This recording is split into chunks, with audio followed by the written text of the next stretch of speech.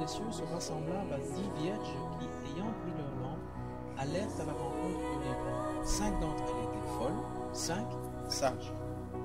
Les folles, en prenant leur lampe, ne prirent point d'huile avec elles, et les sages prirent avec leur lampe de l'huile dans des vases.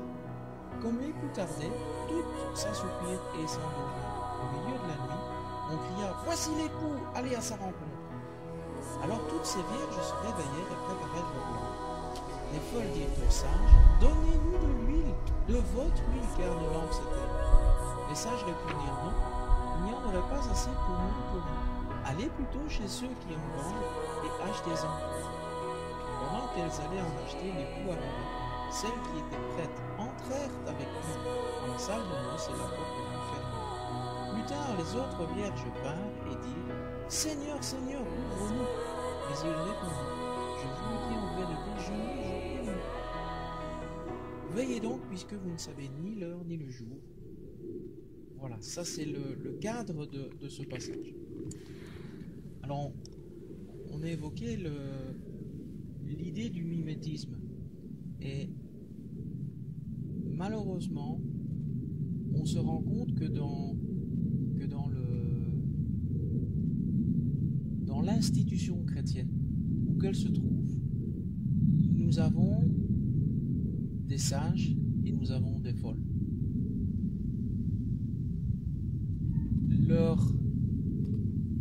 On peut remarquer une chose, c'est que il y a une évidence de mise à part. Donc, dans nos milieux chrétiens, des sages et des folles. Et des sages et des folles. Donc, les sages et les folles sont vierges. Le mot vierge, en fait, est en fait tout simplement un indicatif de leur mise à part pour. C'est ça, en fait. Et donc, aussi bien les vierges sages que les vierges folles sont toutes mises à part. On les retrouve toutes, plutôt dans le même bocal, dans l'institution chrétienne, dans l'Église, où les unes et les autres ont reproduit les mêmes gestes, les mêmes œuvres.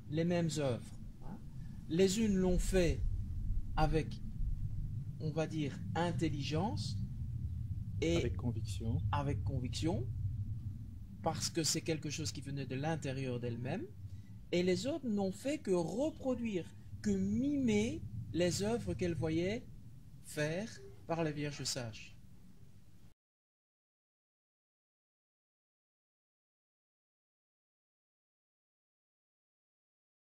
La peur, le succès, ça peut être tout simplement le besoin d'être dans un groupe dans lequel elles sont reconnues, d'être dans un groupe dans lequel elles sont aimées. La bénédiction, la prospérité. La bénédiction, hein, le fait de se sentir un petit peu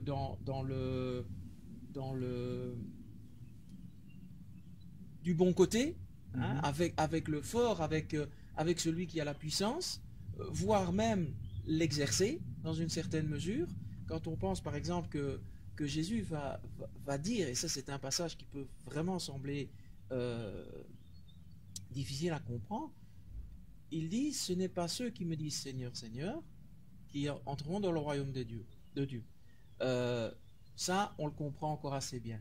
Mais ce n'est pas non plus ceux qui peuvent produire un certain nombre d'activités, y compris des activités spirituelles, du genre, certains se présenteront à Dieu au jugement dernier en disant, n'avons-nous pas chassé les démons, n'avons-nous pas guéri les malades, n'avons-nous pas produit toute une série de choses en ton nom?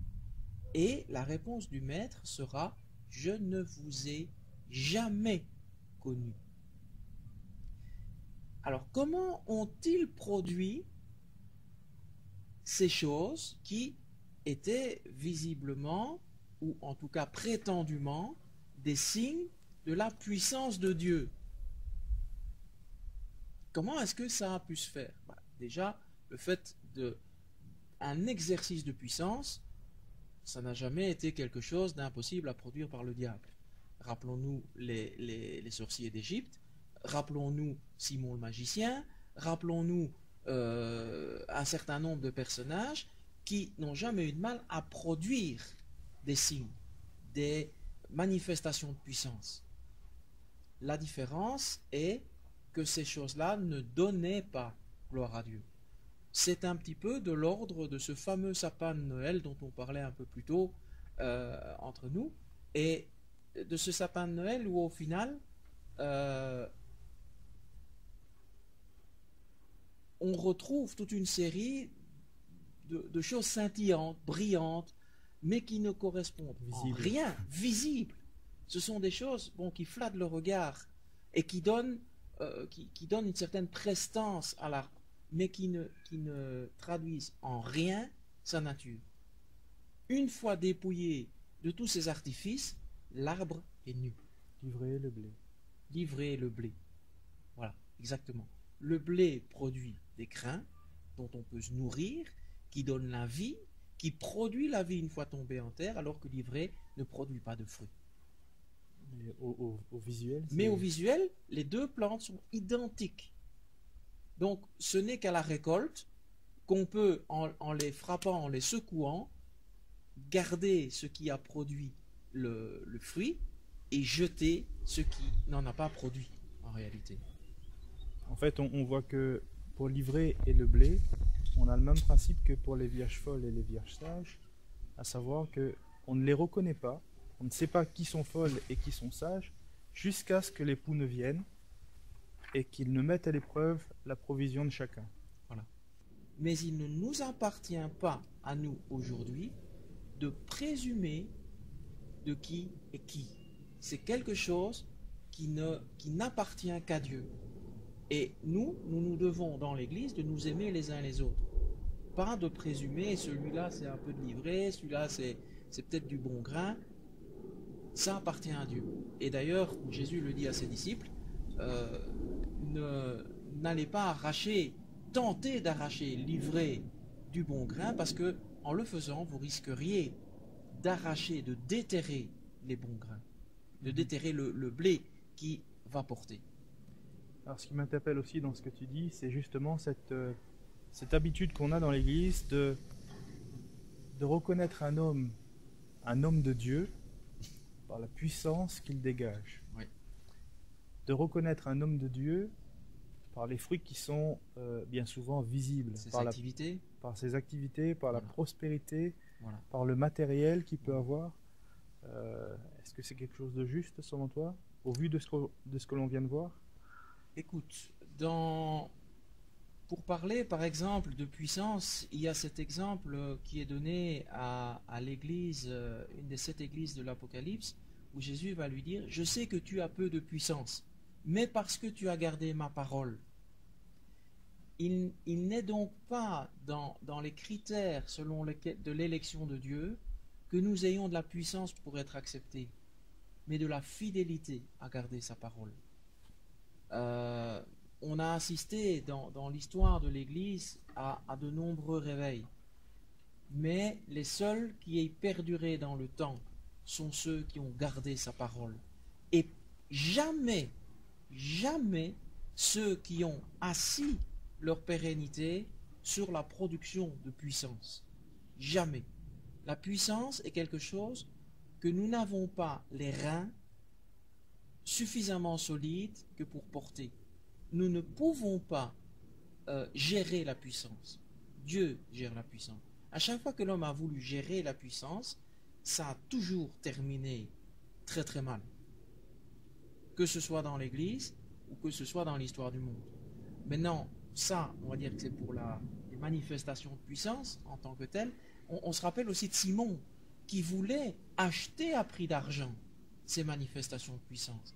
Et la réponse cinglante que l'apôtre va lui faire: puisses-tu périr, toi et ton argent, puisque tu as cru pouvoir acquérir à prix d'argent le don de Dieu. Le don de Dieu, c'est quelque chose qui vient en son temps, selon le temps et les critères que Dieu a choisis, mais que nous ne pouvons et ne devons pas chercher à manipuler. Oui, ça me fait penser à l'histoire du Jardin d'Éden, quand le serpent tente Adam et Ève, il leur dit: vous serez comme des dieux. Comme des dieux. Voilà. Autrement dit, vous serez puissants comme Dieu. Comme Dieu. et c'est ce qu'on cherche encore aujourd'hui, c'est ce que notre ancienne nature essaierait de nous faire chercher, si cette nouvelle nature ne dominait dessus. C'est pour ça que c'est absolument important d'être né de nouveau.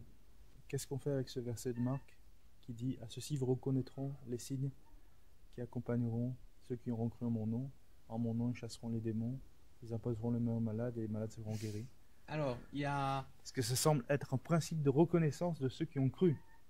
C'est un des signes, mais ce n'est pas le signe. C'est clair. De même que ces signes peuvent être produits par des gens dont ce ne sera pas le fruit, mais duquel ce sera simplement la guirlande. Pour compléter un petit peu la réponse, la bénédiction extérieure auquel on attache souvent une valeur financière, j'ai de l'argent, donc c'est la preuve que Dieu m'a béni, j'ai un bon boulot, donc c'est la preuve que Dieu m'a béni, pour les pasteurs, j'ai une grosse église, mon ministère semble assis sur des très bonnes bases, etc. Ça veut dire que Dieu m'a béni. Ok, peut-être, mais pas nécessairement. Il y a eu des empires qui ont été bâtis qui n'ont pas été selon le cœur et la volonté de Dieu. Tous les grands empires ont été bâtis indépendamment du fait qu'ils se soient soumis à Dieu. Donc, le fait d'avoir une abondance apparente ne saurait traduire l'approbation de Dieu. Aucunement. D'ailleurs, la preuve en est, c'est l'histoire de Job, la preuve en est, c'est ce que Paul va dire lui-même, je sais vivre dans l'abondance et dans la disette. Est-ce que Paul, dans la disette, était moins proche de Dieu que quand il était dans l'abondance?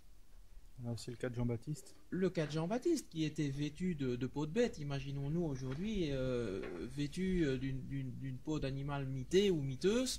Du miel et des sauterelles. En train de manger du miel et des sauterelles. On se ferait embarquer dans les 20 minutes qui suivent, on se retrouvera en blouse blanche et aux frais de l'État. Qu'est-ce qu'on fait du passage, par exemple, qui dit, en termes de bénédiction, en termes de santé, qu'est-ce qu'on fait du passage qui dit « J'ai laissé Trophime malade à Milet » Qu'est-ce qu'on fait des problèmes de santé évidents que Paul manifestait? Est-ce que ça voulait dire que Paul avait déchu de la grâce de Dieu, de l'amour de Dieu? Est-ce que ça voulait dire qu'il ne portait pas de fruits? Exactement, voilà. Est-ce que ces signes auxquels nous accordons autant d'importance et d'intérêt, est-ce que ces signes sont la preuve de l'agréation de Dieu sur nos vies, de la bénédiction de Dieu sur nos vies, du fait qu'il nous a établis? Pas du tout. De nouveau, c'est le fruit et non pas les choses extérieures duquel on peut se décorer soi-même ou duquel on peut être décoré, qui sont la manifestation de ce que nous sommes à l'intérieur. Jusqu'à ce que ne vienne l'époux et qu'il ne mette à l'épreuve la provision de chacun. Exactement. Faire des œuvres, faire de bonnes œuvres, ne veut aucunement dire que nous soyons nés de nouveau. Et Jésus a averti clairement, de deux qui sont dans un lit, l'un sera pris, l'autre laissé. Ce n'est pas parce que votre femme ou votre mari est chrétien, né de nouveau, marche avec Dieu, que vous le serez nécessairement. C'est quelque chose de personnel. Suis-je en marche avec Dieu? Suis-je né de nouveau? Il n'y a que le Saint-Esprit qui pourra l'attester dans nos propres cœurs. Et aussi le fruit que nous manifesterons. Il y a un témoignage intérieur et un témoignage extérieur qui est la production naturelle de fruits. Vous n'avez jamais vu un pommier en train d'essayer de pousser et de retenir sa respiration pour produire des pommes.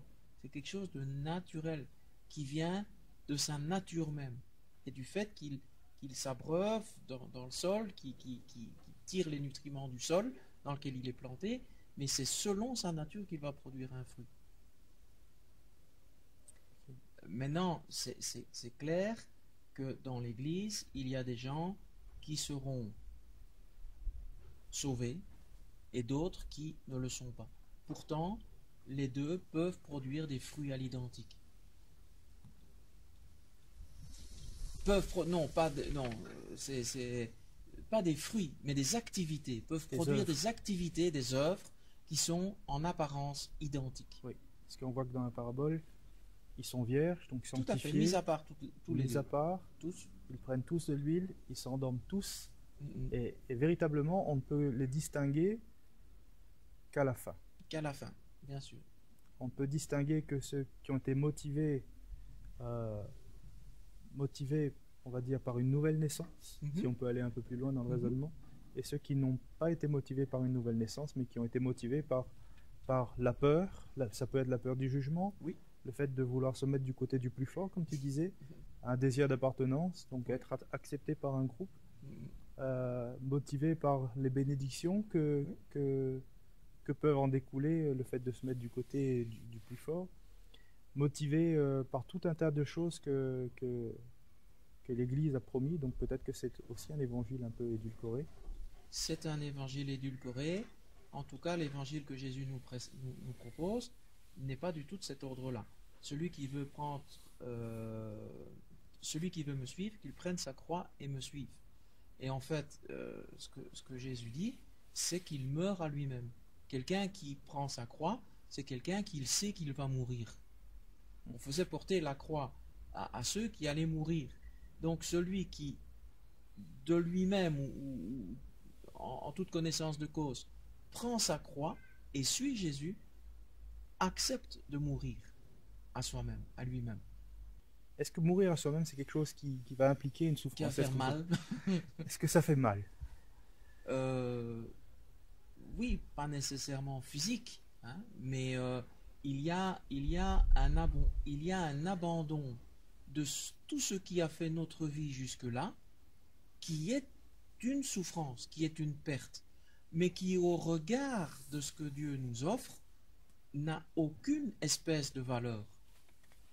Quand Paul parle de sa vie passée, il va parler, ces choses, je les regarde comme de la boue.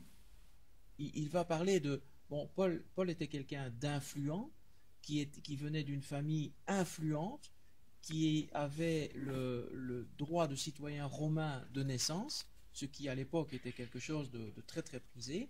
C'était quelqu'un qui avait un pédigré, on va dire, hein, qui avait un CV très brillant. Et pourtant, Paul va dire à un moment donné de sa vie, toutes ces choses, je les regarde comme une perte, comme de la boue, à cause de l'excellence de Christ.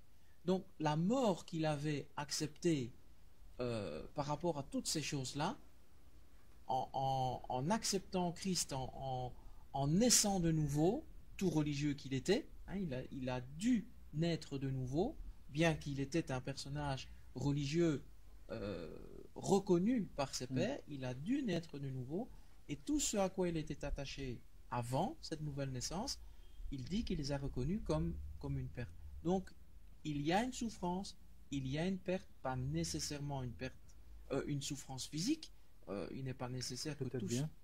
Peut-être bien, et c'est clair que les choses que nous voyons arriver dans le monde aujourd'hui laissent présager qu'il y aura de la persécution, y compris en Occident.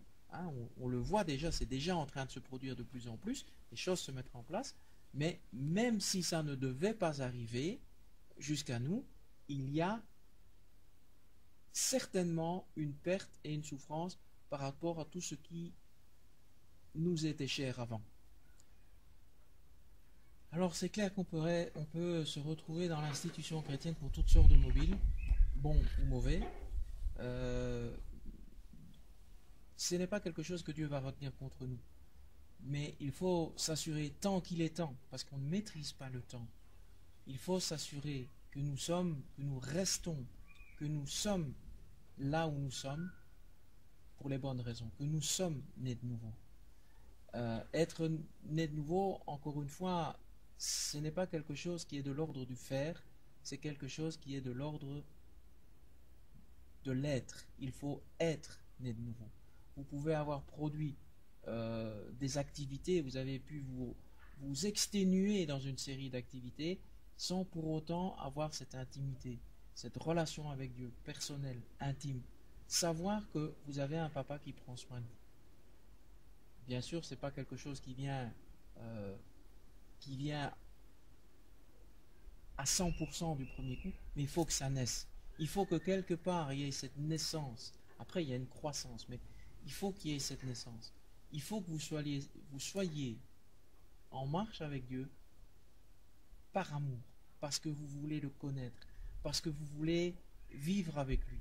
Vivre avec lui non seulement aujourd'hui, mais demain et jusqu'en éternité. Et c'est cette relation-là, et cette relation-là seulement qui va changer votre vie. Pas le fait d'être dans une église, pas le fait d'y donner de l'argent, pas le fait même de participer à autant d'activités qu'il vous plaira, mais le fait de le connaître, lui. Alors réfléchissez, vérifiez en toute intimité entre lui et vous, si vous lui appartenez, s'il fait partie de votre vie, si vous le suivez par amour pour lui ou pour d'autres mobiles, et rectifiez la chose avec soi-même. Bientôt.